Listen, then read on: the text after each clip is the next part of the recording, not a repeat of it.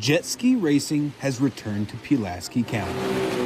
The second annual Blue Ridge Mountain Summer Series Championship is back for another year, and all weekend jet ski racers will be out on the lake participating in a variety of events. Last year, this was their favorite race for the AJSA jet skiers, so they couldn't wait to come back this year, and we couldn't wait to have them back. It's exciting. To kick off the weekend, county and business leaders met at Clater Lake for their corporate race to raise money for recent graduates. This is a fundraiser for the Pulaski County ACE program, where we partner with New River Community College and provide tuition-free education to students that have just graduated from high school and going to New River. All day, teams hopped on jet skis to test out their skills and race against the clock.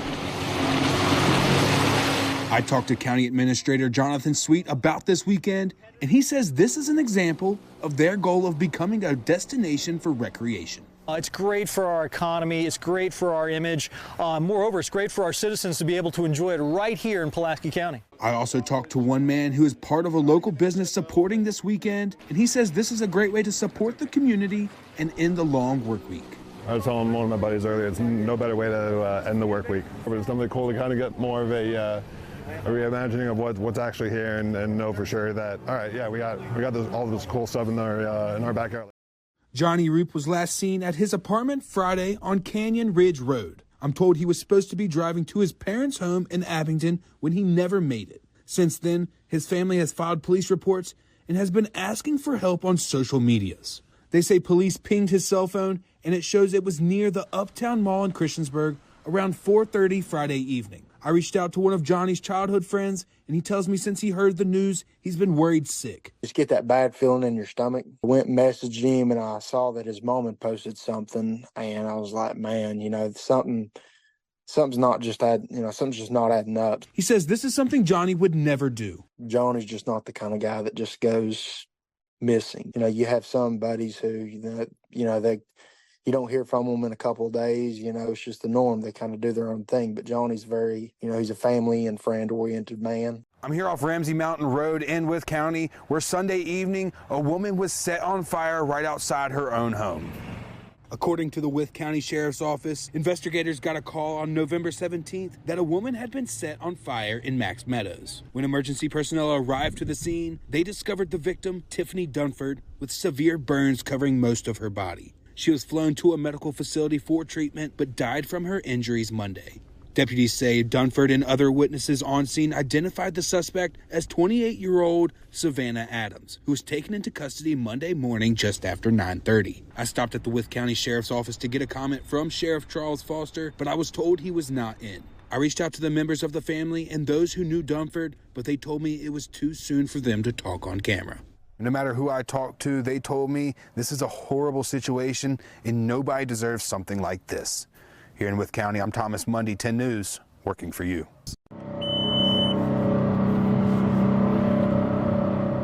It'll take months and months to clean this up. It's just unbelievable. On the initial on Sunday, they were talking probably 20, 25 acre debris field initially down towards the state park. And as the days go on, wind shifts, it keeps bringing debris further and further down the lake. You're not really sure where the field's going to be. This is showing us the bottom of the lake. We've seen a little bit of everything from 1-quart oil jugs to gallon oil jugs to 5-gallon buckets of chemicals. And that's what you're seeing here is the hazmat cans, spray cans come out of the lake raid with propane in them, a propeller hitting, striking, spark. It could be a big explosion. My great-grandmother and grandmother actually attended this school. This used to be the Calfee Training School, which was the Jim Crow era African-American school here in Pulaski. And over the past 7 years, community members have been working to rebuild this historic building. And in December, the building officially opened along with its Harmon Learning Center daycare. On the grass is green. There were licensed slots in the county for 16 infants. When we opened with 8 infant slots, we expanded that significantly. People walk through our door and see these new seats and see what we've done to the place. Their face says it all. They're astonished. The Blue Ridge Bobcats are back in Wythe County for another season of hockey. And this year, after almost $3 million invested in the arena, the Bobcats' home is finally starting to feel like it. It's huge for the county to put taxpayer money into seats, the asphalt, to make this a place for all Wythe County and surrounding counties to come out and check out a great game, a great concert, and just have an entertainment place to go to. I'll save this till Christmas morning.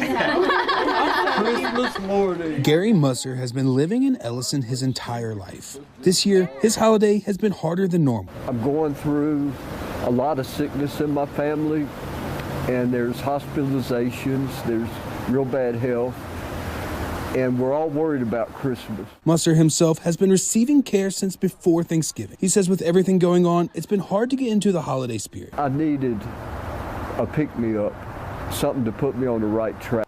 This has got medicine in there. It's going to help open up your lungs, okay? It's called a bronchodilator. People in rural communities face significant barriers to health care, not enough providers, and often long drive times just to see them.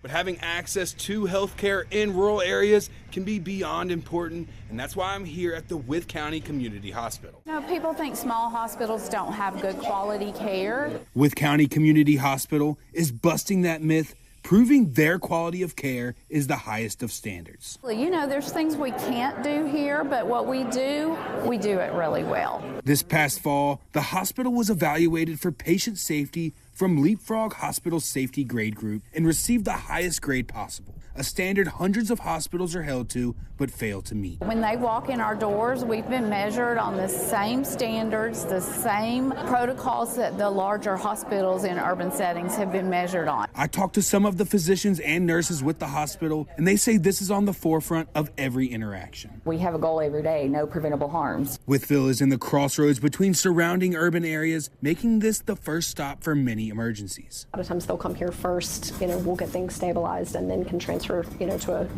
tertiary center from there. It would be very sad to think that you had to travel over an hour, 2 hours, to go to Roanoke or Bristol to get that immediate care that you needed. Giles County is known by many as a mecca for outdoor recreation, but when winter hits, it's a different story. In the wintertime, the options are a little bit more limited in terms of indoor opportunities. For years, many people have to leave the county to be able to exercise, swim, or hold team events. Right now, I'm in the heart of Giles County, in the town of Parisburg, and if somebody needs to go to some type of recreation center, they got 10 minutes away to the Wellness Center in Narrows, but after that, it's a 30-minute drive to the closest one. To help solve this, leaders with the Giles County Board of Supervisors are working on a plan to build an indoor recreation center. This is a culmination of requests that we've had for a number of years. County Administrator Chris McClarney says they are in the early stages of planning, but need community input for what they want to see. Where the Board of Supervisors has said, let's go out and talk to the community, get their input, and see how interested people are. One person in favor of the rec center is Susan Bradley. She has children who swim and tells me she would love a pool in Giles. We are driving to Montgomery County 4 or 5 times a week for access to the pool. And there's days I've done that for weeks, 2 trips a day to Blacksburg to go back for practice. Camden Shaver tells me she is constantly on the road, driving her kids to neighboring localities so they can participate in team sports. Currently drive my daughter to Radford 3 days a week for travel basketball. We don't have a travel team here for her age yet, and if we did or we tried to pursue that, we would have a real limited resource of where would we practice, where would we go. The fact that she's alive is a miracle. Lauren Worley is a senior at Patrick County High School, and right now she is in the fight of her life. On December 16th, she and her boyfriend Micah Underwood were returning home after Christmas shopping and dinner when their lives changed forever. They were hit head-on by a suspected drunk driver. We don't understand why this happened. Her parents tell me they were getting ready for bed when her mother, Mandy, had a feeling she needed to check Life 360, an app to see the location of your family. Something told me to check Life 360 just to see where she was at, because I felt uneasy. And I could see that she had been in the location for 1 minute. And I thought, okay, well, maybe there was this cell service issue and it wasn't picking up. So I kept uploading and uploading, and she stayed at that area for 5 minutes. Mandy says she jumped in her car and followed the map to the point where the kid's car stopped moving. Her father tells me he hung back, but while looking at his app, he noticed something off. I could pinpoint her location to that particular curve, and her location was on the inside of that curve, which made no sense. But when Lauren's mom got to the scene of the accident, what she saw was a bone-chilling nightmare. When I topped over the hill and I saw all the fire trucks and the rescue squads, I knew it was bad. Mandy says she was trying to get to her daughter at that point, while Lauren's dad, Chris, came from another side. As I was going there, he pulled my shirt back and he said, "You can't go in there." And I just want to know, is she dead or is she alive? And he said, "She's breathing." But I said, "Please, can I just go and put my hands on her and pray?" I seen the car and I knew she was dead, and I dropped like any parent would and, said, "Don't take my daughter," He said it was one of the worst crash scenes he had ever seen. The car was completely mangled, especially on the passenger side, and when the hood come up, I seen what I seen. I'll never forget that scene. My baby was hanging on by a thread. Lauren was then whisked away by helicopter to Roanoke Memorial Hospital. It was then that they learned the full extent of her catastrophic injuries. Her skull had been pushed back into her brain and was actually resting on her brain. She had broken her femur, she had broken her hip, she had broken her jaw.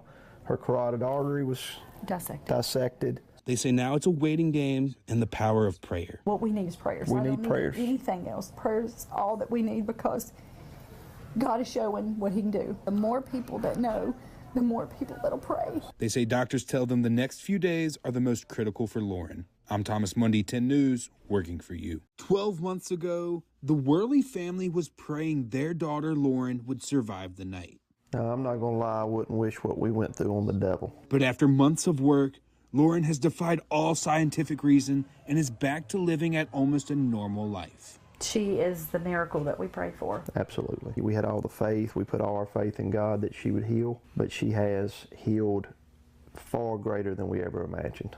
I sat down to talk to Lauren about the past year. She says she could have never planned for a year like this. For me, I went through a lot of physical pain, but my family went through a lot of emotional, mental pain. It's taken a lot of work, but I would have to give so much credit to God, because I could not be where I am without him. He's got me to where I am. Since her accident, Lauren has had countless surgeries, physical therapy sessions, and long days of work to get where she is. I got through it slowly but surely. Now, she is in school to be a nurse while also helping out at a Patrick County elementary school. She says her message to people: enjoy every day and don't take it for granted. Make memories.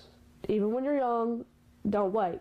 Don't wait. Do it while you can. I also talked to Lauren's parents. They say their daughter is an inspiration. She had a 1% survival, and you just interviewed her, Thomas. She's pretty amazing. The things we seen her go through, I couldn't imagine. I couldn't have done it. She's tough. She is tough as nails. And they tell me this year, Christmas is being celebrated a little bit differently.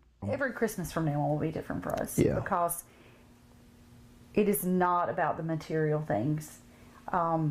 It is 100% about being with your family. And this year, our family is still whole, thanks to God. In Patrick County, I'm Thomas Mundy, 10 News, working for you.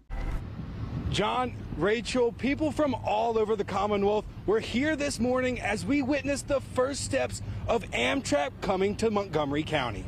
I'm here in Giles County at Macy McClarty School, and preschoolers here are doing music activities all day. Let's go check it out. And for the places along the waterways, like here on Cascades Drive in Pembroke, you can see how much damage this amount of water can do. 10 News reporter Thomas Mundy joins us live. He's out at the field tonight. Thomas, what can fans expect for tonight's game? Hey, John. These two teams are excited for tonight's game. William Byrd is wanting to keep their momentum going for another week, and Christiansburg is looking to tame the explosive offense of the Terriers. Now, here in downtown Narrows, this area used to have all kinds of life, businesses, and was a main corridor through Giles County. But now that's no longer the case, and there's only a couple open businesses.